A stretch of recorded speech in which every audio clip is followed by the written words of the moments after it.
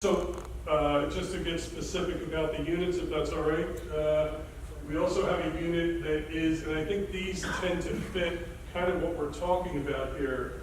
The Renew Air makes a unit they call a Breeze, and it comes in a 70 CFM or 130 CFM. So it can be an applicable size for what we're talking about. We also have, oops. Dad. Who knew? We also have through the wall kits, so you can take this Breeze and put it on an outside wall and basically just duct it through directly to the outside. It is an economical and effective way for you to install these in townhouses or smaller homes. It mounts directly to a return airdrop. It only has two duct connections. Both of them would be to the outside. The other two connections are out in the back directly in the return airdrop. It has an integrated proportional timer built into it. And as I said before, you can have a through the wall kit requiring only two indoor connections. Here's what it looks like. I want to go right to the install pictures. It's real simple. This is a return airdrop. There's a template put on there, cut that opening, fold these flanges back, put the corresponding bracket onto the back of the Breeze. There you've got your two intake and exhaust. And there's a hinged bracket that will attach to the return air drop. Just folds right back up, and you've got two connections to it. It's a very easy way to install this. So, we've got plenty of time, right?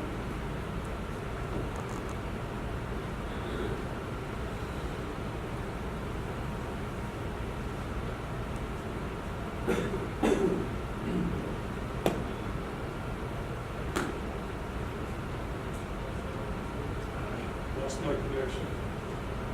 Bear with me. Any questions to fill the time while we reestablish the connection? What's the topic of your new product for builders and HVAC installers, single family, It all depends on the size of the home. You know, what we do is we actually see, because Renew Air is a national company, obviously, and so we look more at the ASHRAE codes than we do at the IRC 2015. So in looking at that, we've come up with a real simple way to tie an ERV size to the square footage of a house, knowing that it will meet the ASHRAE requirements, the current ASHRAE requirements, which are, the way we do it is 2016, 62.2, 2016. So, up to 1,500 square feet, you can put a 70 CFM unit in, a 90 CFM unit in, up to 2,500 square feet, 130 CFM, and then upwards from there. And we have those, suggestions for you. See if we have a connection. What I want to show you, this is Renew Air's main website. And I just want to demonstrate for you what we call ERV count. So when you go to the main Renew Air website, what you have to do is go up here in the right-hand corner, and there's this section that says ERV count. Go to ERV count, and by the way, the connection here is really, I was doing this earlier, it's really slow. So we can watch this spinning. Okay. So this would be the screen you would go to. Now, in order to access ERV count, you'll have to establish an identity and a user password. So remember here, I'm going to log into the website. Oh, no. It's obviously a tough connection. It's a tough crowd, tough connection. Let's see if it comes back. There we go. What?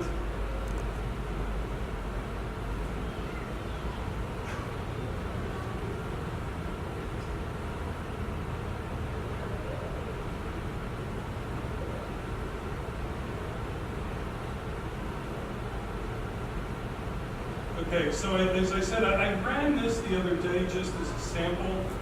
So I'm going to go to projects. This is something I've already done. And by the way you would do this is just go to click on projects, and you would create a new project right here. But I did this as a little sample. And it's funny, as I said, I picked 180 CFM because it would be a fairly typical use based on what we were seeing for the, the 45 CFM at the 25% intermittent rate. So this was the sample I ran. Go into the unit, and it's listed as ERV1. So here's what we did, or here's what I did. I used State College. By the way, if you put your location in, the ASHRAE guidelines for design conditions is what will automatically come up and select that for you. And in this case, what we're talking about here is we have winter conditions right here, and the design condition here is 2 degrees. You can change that. The cooling design condition, or summer design condition, is 98 degrees. Is that what you designed for?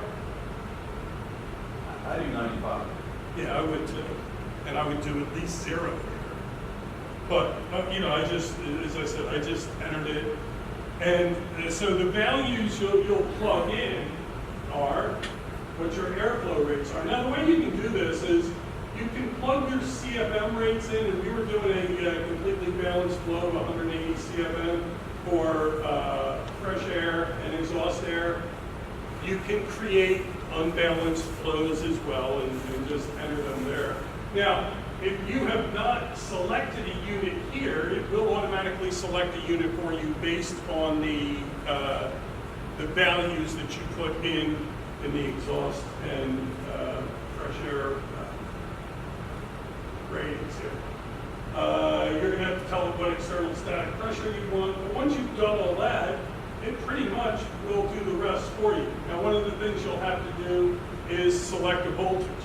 But because we're dealing with our model number EB200, the voltage is already selected. You only have one choice. It's 120 single phase. So the thing that is of interest to you, or should be, when you're, again, what we're trying to show you here is the impact of this volume of outside air on your existing system, or what you have to take into consideration if you're bringing in just raw air.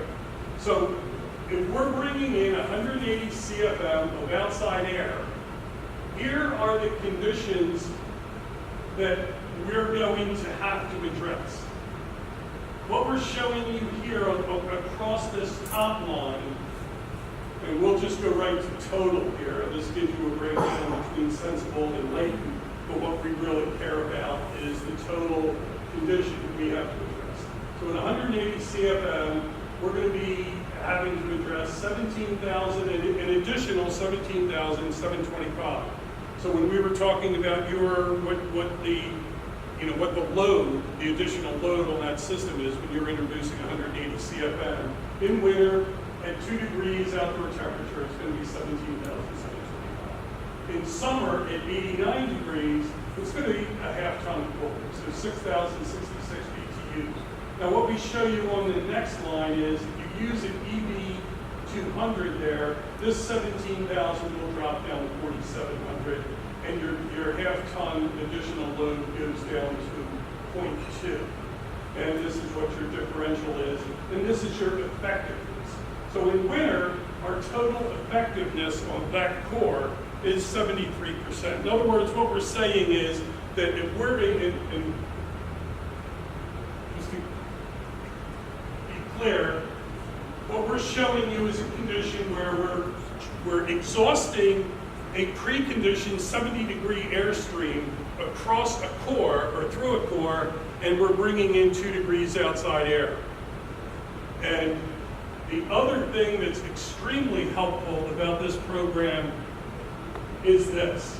So in that condition, where we're exhausting 70-degree air and bringing in 2-degree air, we're raising that 2-degree air up to 54.6 degrees.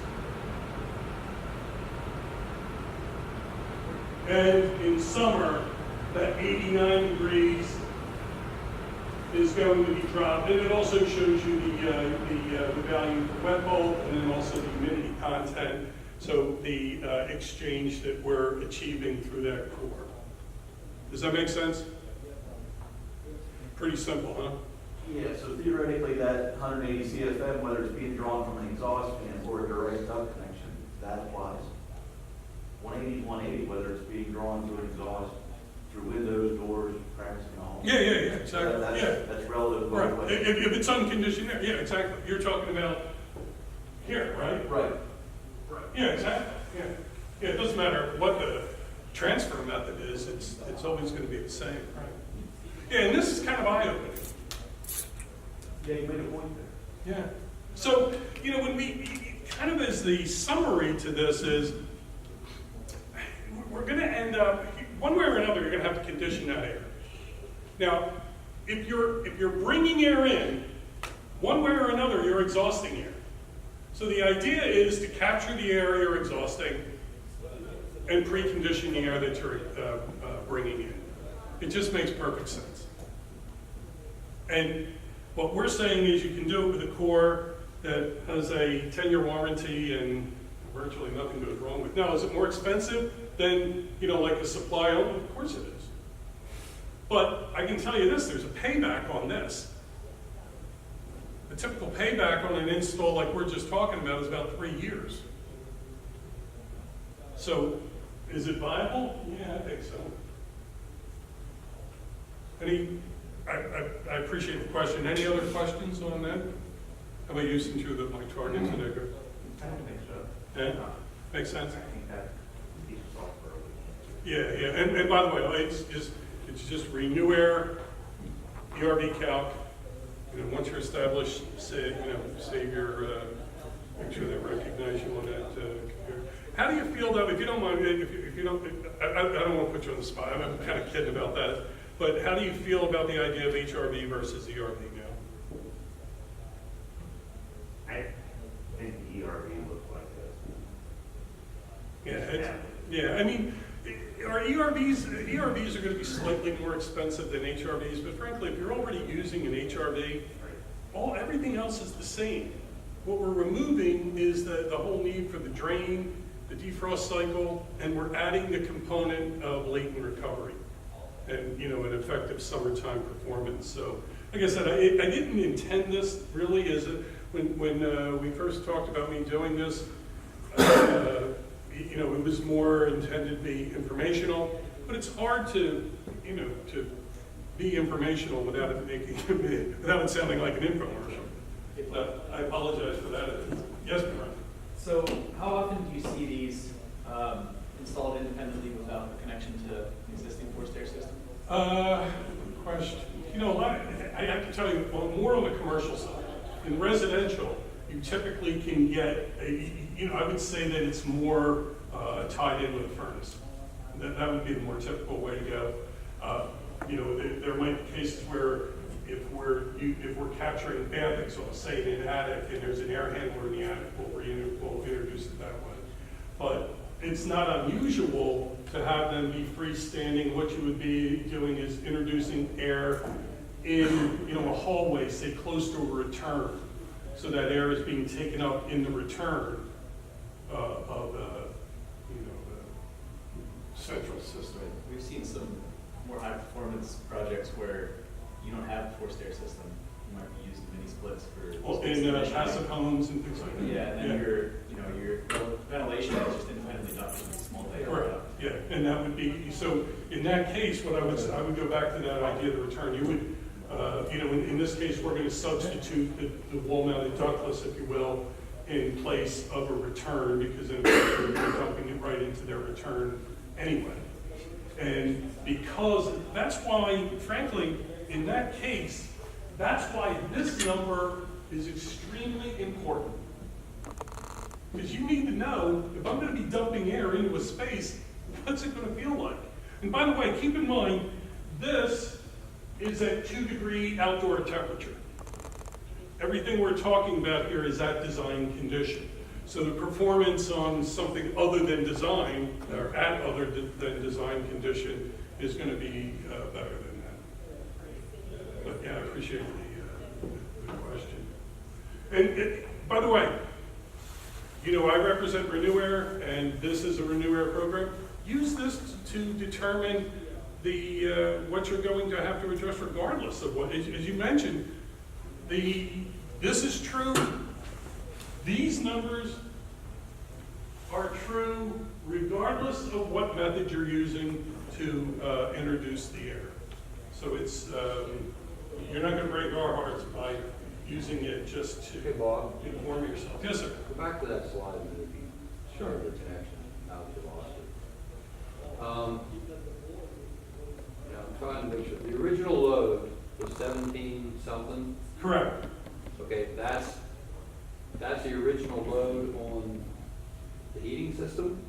Correct, that would be 17,007, at 2 degrees outside air, and 100, if you're bringing in 180 CFM, that would be the additional load on the heating system, Okay, so if that- untreated. that's the impact that you're gonna have on the heating system. You have 17,000 BTUs of extra heat needed Correct, because you're sucking in 180 degrees, or 180 CFMs of just raw outside air in the winter. exactly. Okay, then, what's the next number down there, was load with Renew Air, Well, your eyes are pretty good. what is it, 4721 or something? 4721, Okay, so that, and then this is the savings. you know. okay, so that's what you're gaining 4,700 BTUs back. Well, what we're doing is, You're gaining 13,000. Here you go. yeah, your savings, if you will, are 13,000. And that's what we're saying over here. This is, it says original load, and that's the original load of the 180 CFM at 2 degrees. And then this is the load with the Renew Air system as selected, which in this case was an EB 200. Okay, So we're reducing that 17,725 down to 4,721. And, Okay. you know, that works out to, like I said, here's your savings, 13,000, and that represents a recovery rate. Or the way we call it, what we call it up here, is the total effectiveness of the heat exchanger, and that is in winter 73%. okay. And 61%. Here's something to look at. It's interesting that the sensible recovery rates are going to be the same. That only makes sense. But the latent recovery, which is a harder thing to achieve, drags our overall effectiveness